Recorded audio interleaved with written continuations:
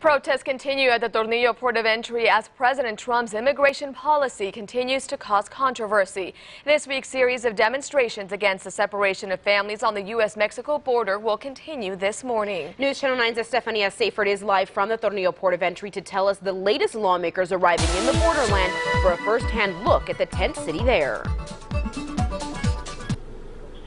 Among those expected to protest here over the weekend, New Mexico Senators Tom Udall and Martin Heinrich. And they're not the only out-of-towners expected to pay a visit here. We can do it very, very quickly. This is a president who seems to have a hard time differentiating between a 20-month-old toddler and a gang member of MS-13. One day, 4 stops. New Mexico Senator Martin Heinrich not taking the Trump administration's word on what's going on at the border. He, along with fellow New Mexico Senator Tom Udall, to tour ports of entry in Tornillo and El Paso on Friday. But there is a disconnect between folks sitting at their desk in the White House and the way things work on the ground in New Mexico, Texas, Arizona, California. Heinrich saying that disconnect is causing chaos despite President Trump's executive order. Udall telling us in a statement, quote, "While the president has retreated from the policy of separating families, he now insists these families remain in custody while their immigration cases proceed.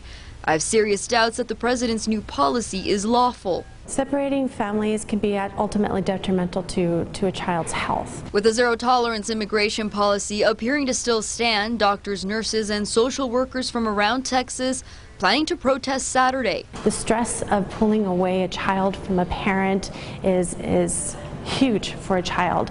A child uses their parent as their buffer, as their guidance, and you're pulling them away.